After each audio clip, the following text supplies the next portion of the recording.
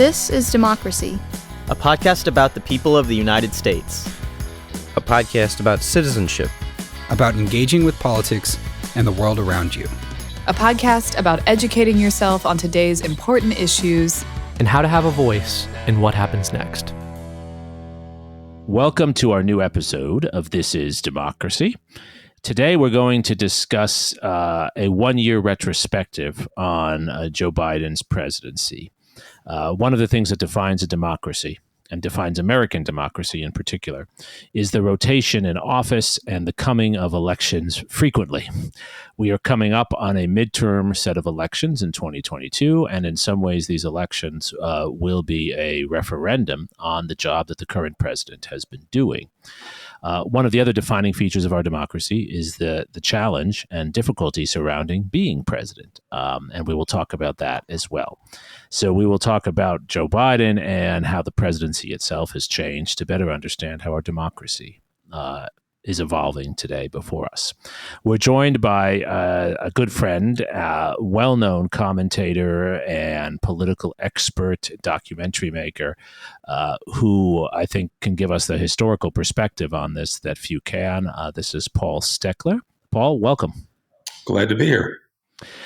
Paul, as many of you know, is a professor here at the University of Texas at Austin. He holds the Wofford Denius Chair.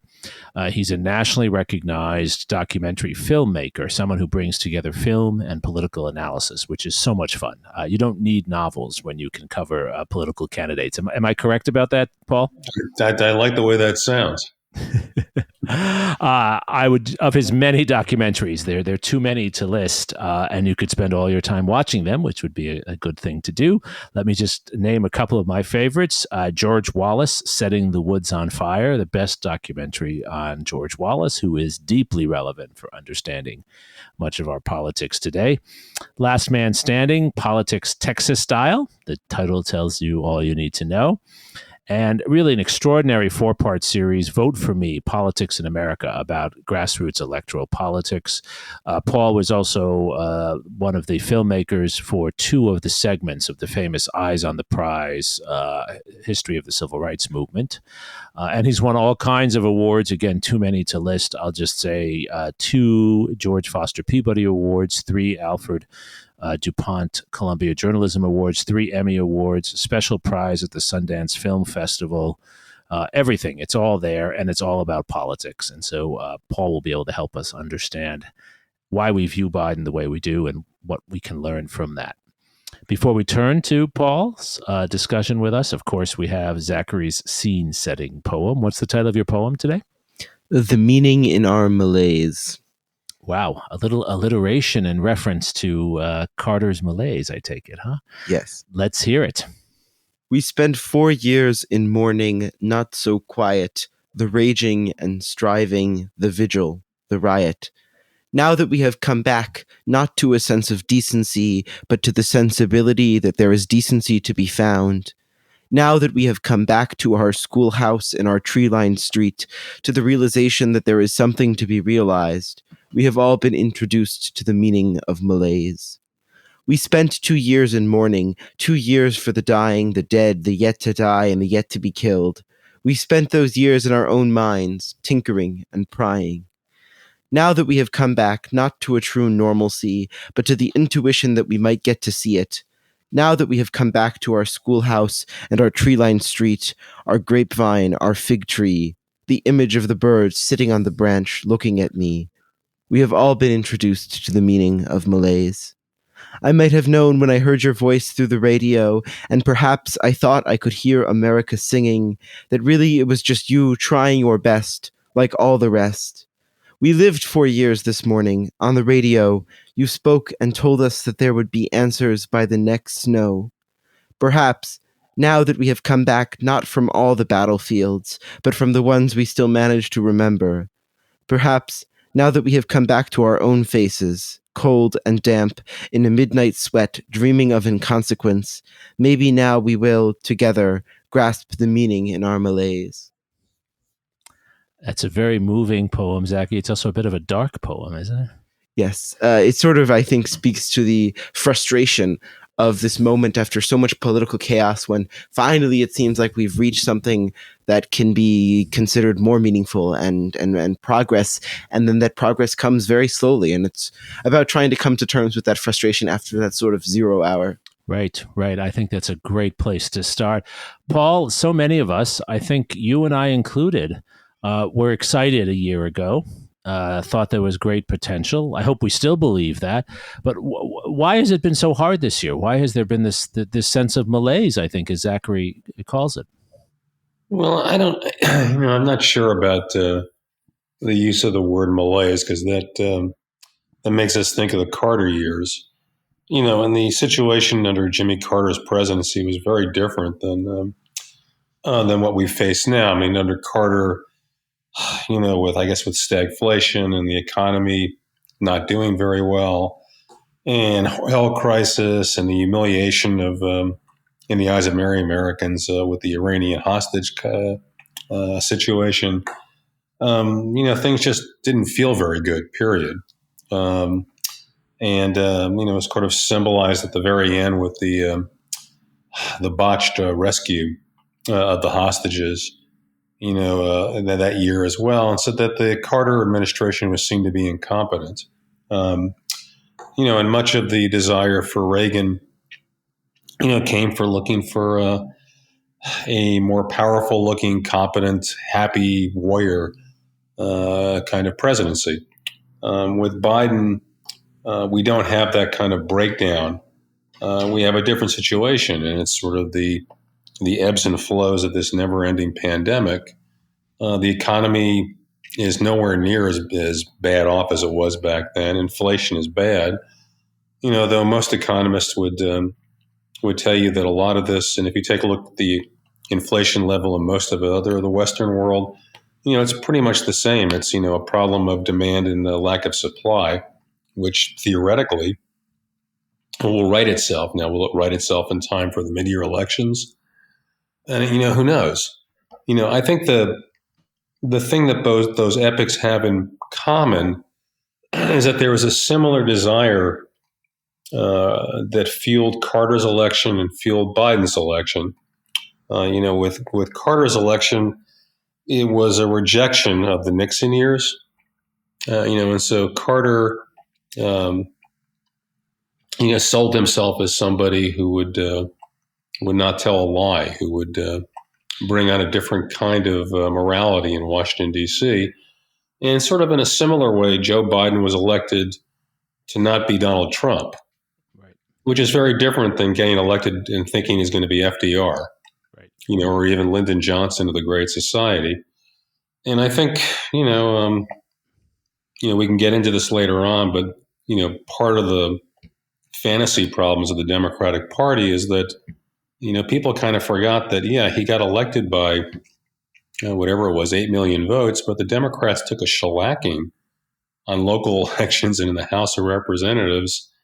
And they were very lucky to capture the Senate because Donald Trump, God bless him, decided to get involved in the Georgia election and kneecap the two Republican candidates by telling people that the election was a fraud. And so they were able to score two hard-fought and very close upset victories.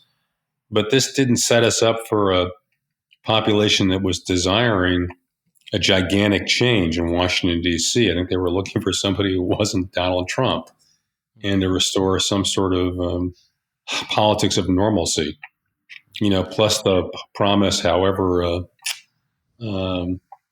hard to achieve, something of bipartisanship and a different tone in Washington. There's a lot of blame to go around with that. Why has it been hard for Biden as president to control the public discussion? Is it just because there are too many media outlets? That's the explanation most people give, Paul, as an expert on communications. What has he been able to do to shape the conversation, and how has he failed? What could he have done to better control the conversation? Well, it's again, it's realistic expectations in the beginning. You set expectations at a certain level, and it's always better to set lower expectations than higher expectations. And, I think he was faced with a situation where, and it's I don't want to totally blame the Democratic Party, but, something, why don't I? I mean, there are large elements of the Democratic Party that have done a really fabulous job of making them look really weak. I mean, I've got no idea what the progressive wing of the party thought they were going to be able to accomplish.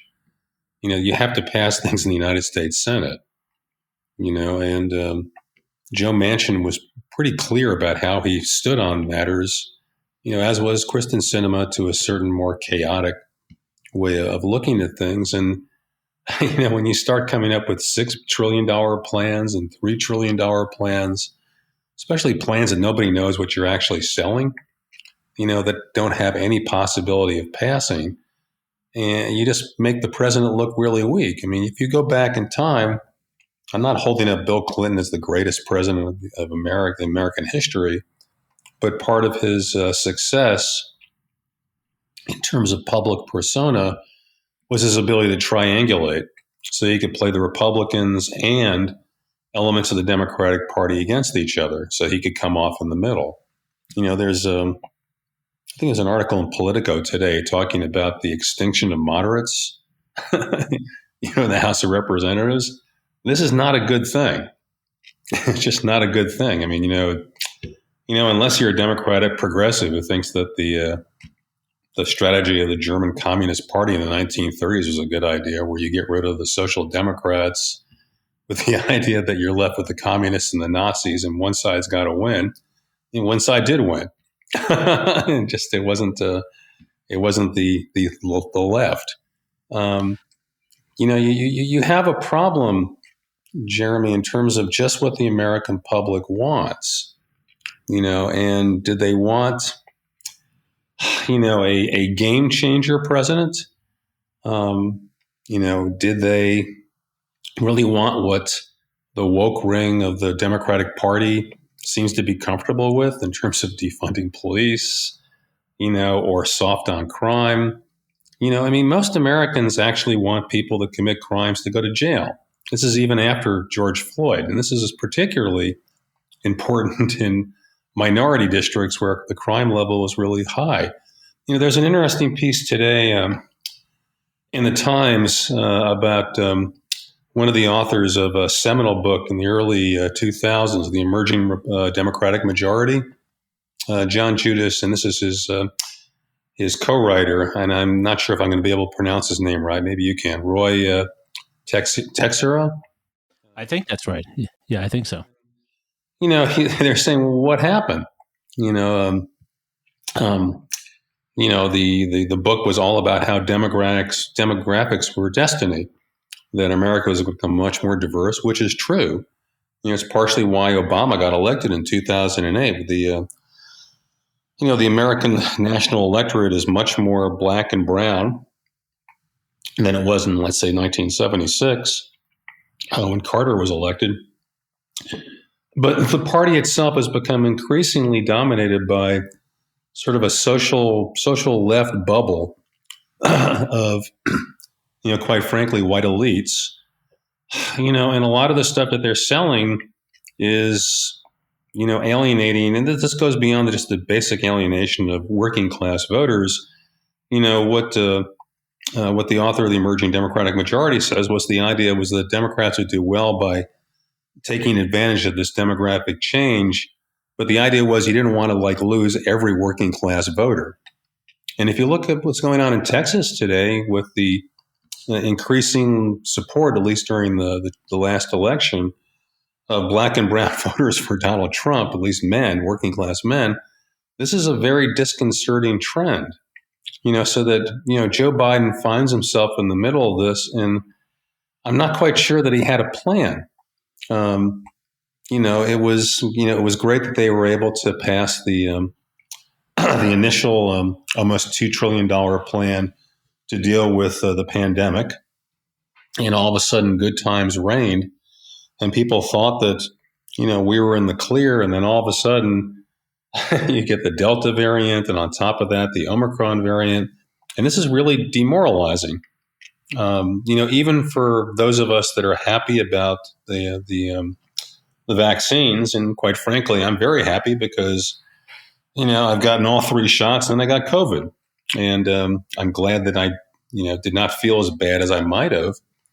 But it was not a cure-all of anything. It's kind of like, I think we're finally facing a situation where, we may end up having to get shots for COVID and the flu forever, every year.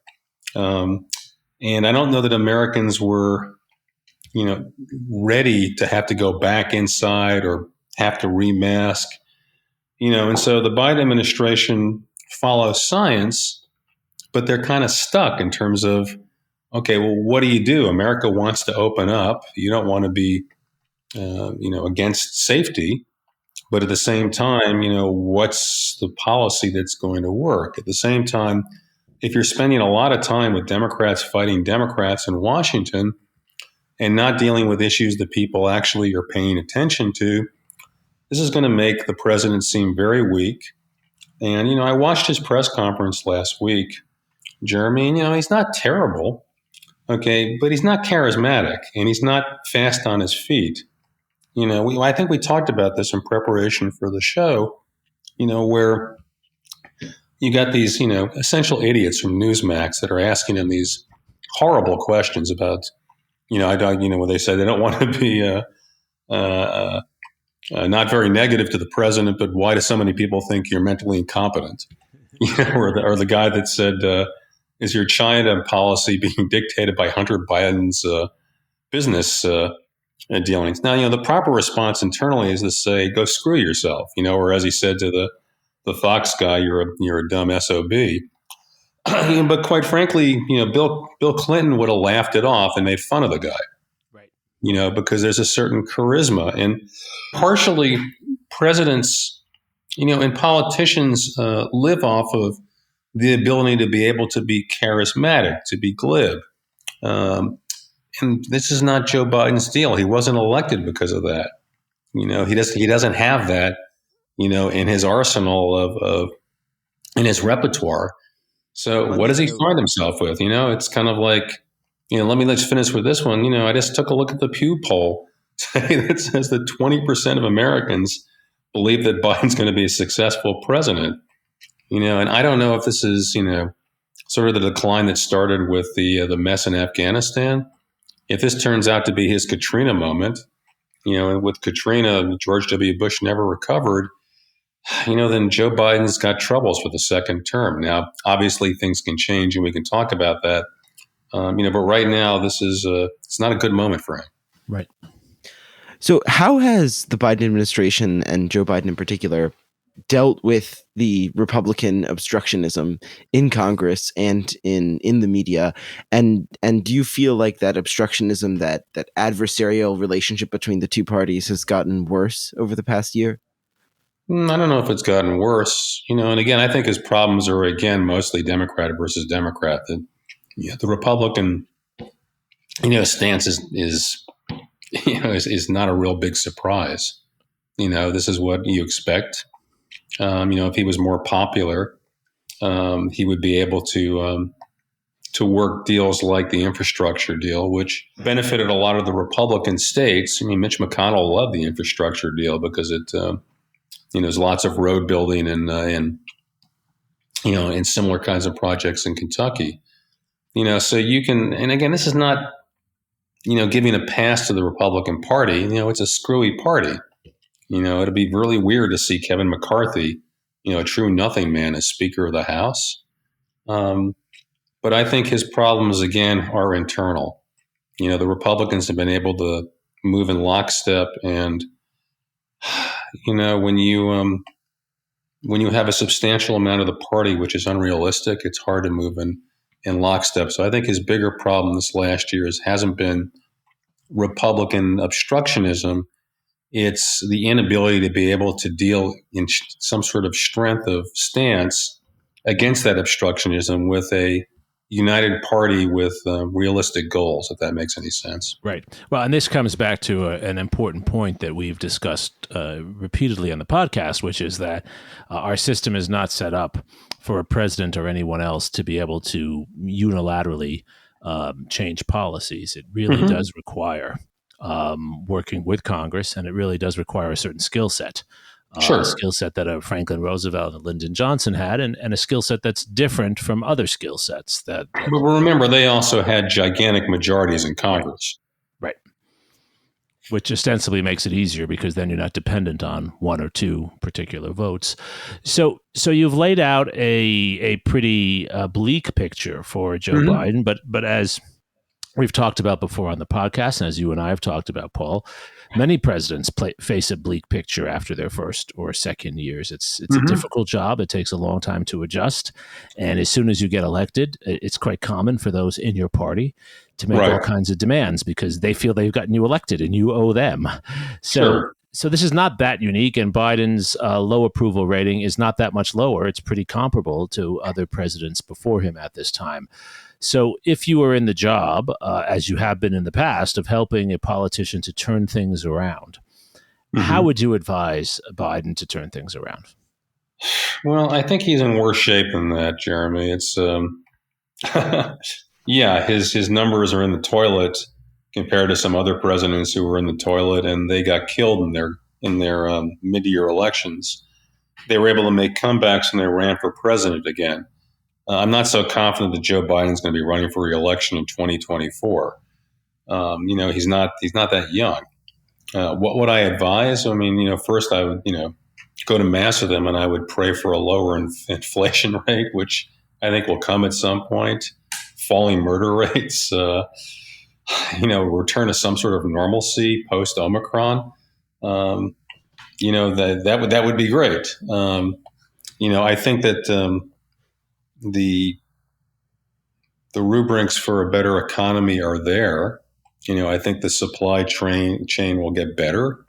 I don't think that we're in the kind of inflationary period, that we were under Carter. So I think things will get better. How does he make them get better quicker? Maybe he, well, first things first, it'd be better if he looked stronger as a president. I don't want to be simplistic where, he goes out of his way to insult the progressive wing of the Democratic Party.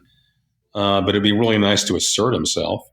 It'd probably be better to be able to figure out what can actually pass in his Build Back Better plan and pass it. Because I think there are, somewhat popular, things that are in there, and maybe it's half of what just failed, but passing something, with some sort of at least a united Democratic front, and just, trying to avoid gaps and trying to seem stronger, and I don't know that, it's, you got what you got with Joe Biden. He's an older guy, he's not particularly glib, and I wish I was more positive about this. I mean, it's kind of like, I think the only thing in his favor is the Republican Party, is actually viewed more negatively, if that's possible, than the Democratic Party. But somebody's got to win in a one-on-one race. And, for better or for worse, it's hard to make a midterm election about anything besides the president. Right. You can't keep bringing up the specter of this, the evil Donald Trump. Even if he's, out there, in an orange cloud over a lot of this stuff, he's not there as he was in 2000, or especially in 2018. So that's, can Joe Biden become more vigorous? Can he get out there like he says he's going to?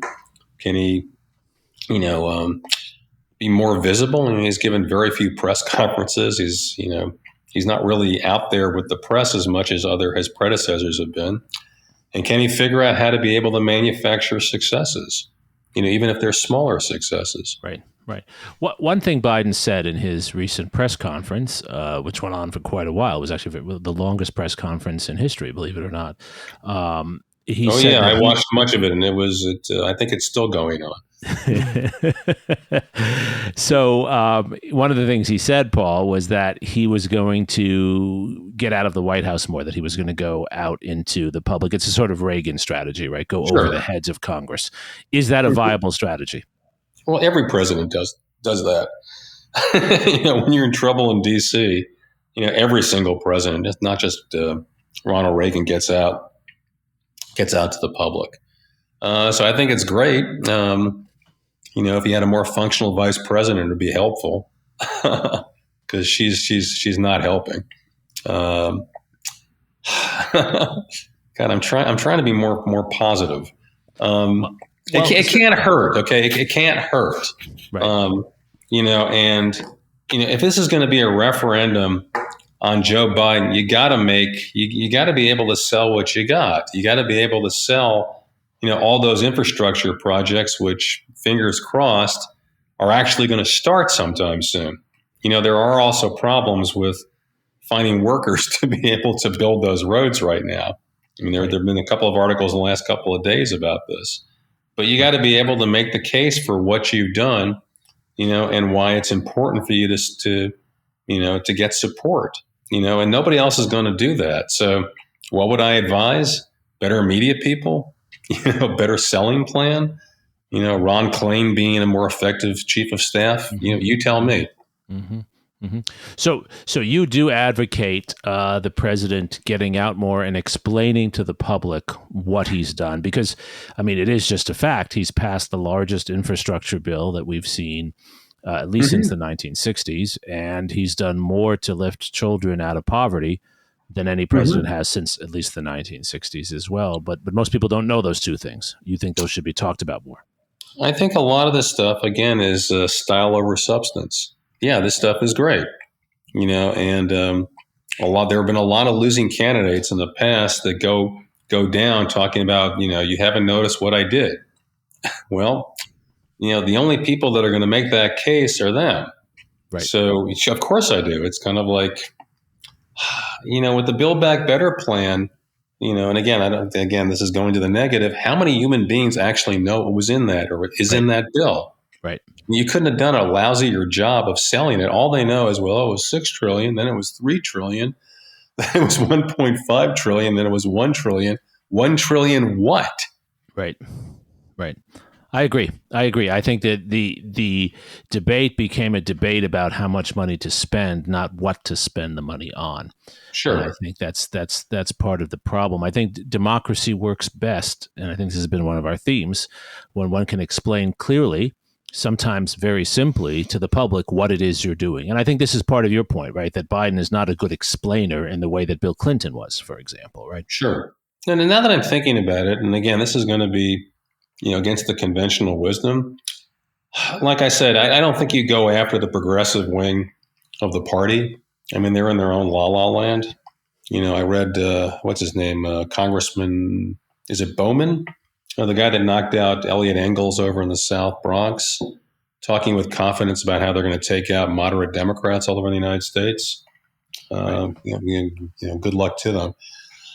I don't think you take them on, but what you might do is, for instance, this issue of crime and the Democratic Party's stance to it is really important. And right now, if you get out of Austin, in this next election, you're going to see a lot of commercials, just like there were in 2020, about how Democrats are socialists who want to defund the police and let all the criminals out.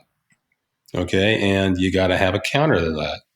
Okay. And one way you can counter on that is you can have the president, on his national tours, when he's not only doing infrastructure, but he actually goes to an American city which is experiencing crime.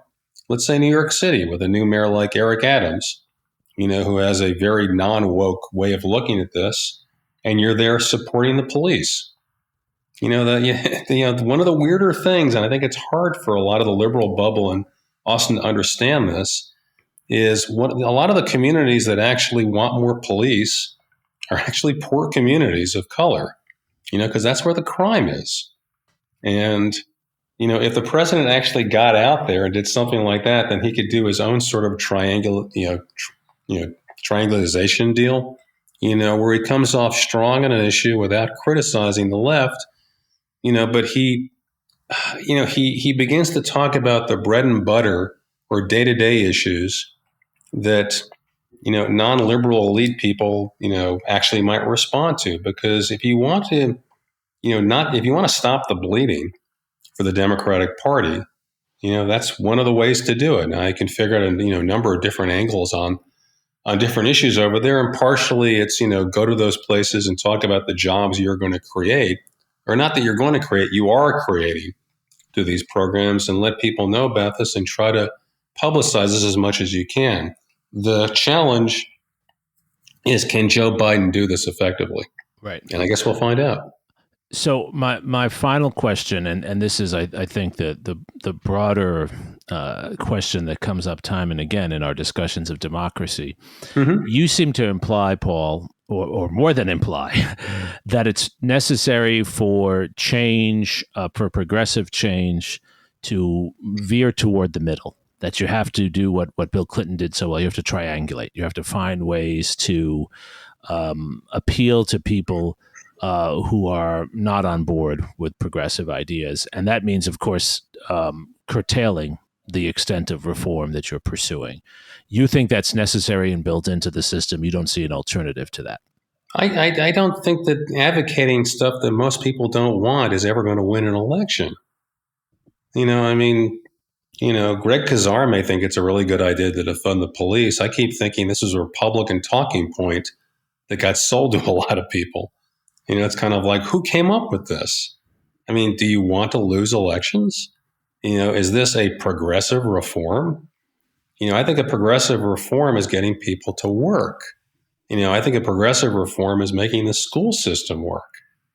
Those are much more, important issues on a day-to-day level of people as opposed to identity politics. Okay. And maybe I'm wrong about this. Maybe the America of the future is going to find a majority for this sort of issue stances. I just don't think it's there. Do I think the progressives should stop advocating what they want? Sure. Okay. But if you want to realistically win something, you've got to be able to figure out how you build working coalitions that can get a majority of votes in elections and in Congress or in legislatures. Start running some people in the states. Do what the Republicans did, back in 2010, and start winning some of those state legislative elections, because otherwise you're going to find yourself in a situation like Democrats are in Texas, where, the legislature passed a lot of stuff that I do not believe is very popular, but, are they paying a price for this? It's kind of like, you got to be able to, this all goes back to, selling something that's viable.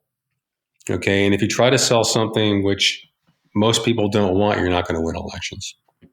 Very well said. Very well said. Zachary, so what's your reaction to this? Because you tend to be someone who gets frustrated with the middling positions and the triangulation and the effort to have half a loaf rather than a full set of reforms. How do you respond? How do you think other young people who might be more progressively inclined would respond to this?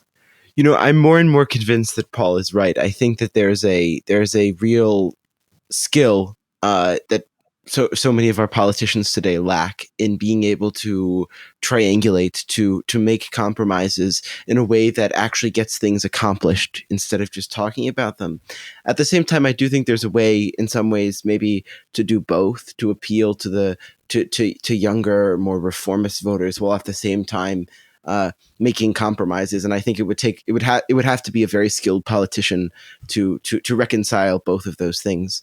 I also think that I think, as Paul said earlier, that we really, after the 2020 election, underestimated the extent to which many people voted for Biden just because he was not Trump.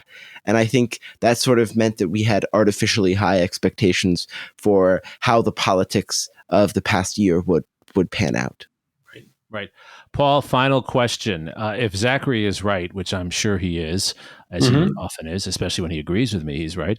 If he's right that there's a certain political skill set that comes with pursuing, let's say, a progressive vision, but doing it in very pragmatic ways, involving compromise and bringing people in who are not as bought into that vision and whose support you need. How on earth would we teach those skills? How on earth can we cultivate them if we don't have them in the leadership of our parties right now? I think we live in a very candidate-centric political system. And sometimes the worst of times produce, those candidates that we haven't seen before. So I'm not sure that we produce them. I don't know that we teach them. A situation sometimes opens up itself to people you haven't been looking for in the past, different kinds of candidates. I think that, Barack Obama, had a very mixed record as a president. I'm not quite sure that once he became president, he wanted to be a legislative president very much. Okay, but who would have guessed that he would have been elected when he was? And quite frankly, you could say the same sort of thing in terms of like who ever thought that Donald Trump would ever get elected. And so that maybe in dysfunctional times, somebody appears that you weren't expecting. Or you can look at Franklin Delano Roosevelt. Did anybody think he was going to be a transformational president beforehand? Yeah. They thought of him as somebody who was a very pleasant guy, who was more electable than Al Smith in New York. So right. I think you look and hope for those candidates. I think that's the best we can do. Well, and I think that's the genius and also the horror of the American system, because it is such an open system in that way. Unlike a parliamentary system, you don't have to work your way up through the party. Right. And so we can get people who are terribly unqualified, but we can also get people who bring enormous innovation to the office, right? Yeah. In terms of, our system versus a parliamentary system, I guess I would take Joe Biden over Boris Johnson. Ready on, Boris. I think that's a perfect note to close on. As always, Paul, you have shared with us your wisdom, your experience, your humor, your irony, dripping with irony today. It's always fun to have you on, Paul. Thank you for joining us. Thanks for inviting me. I appreciate it. And Zachary, thank you for your moving poem as always. Thank you most of all to our loyal listeners for joining us for this week of This Is Democracy. This podcast is produced by the Liberal Arts ITS Development Studio and the College of Liberal Arts at the University of Texas at Austin. The music in this episode was written and recorded by Harris Codini. Stay tuned for a new episode every week. You can find This Is Democracy on Apple Podcasts, Spotify, and Stitcher. See you next time.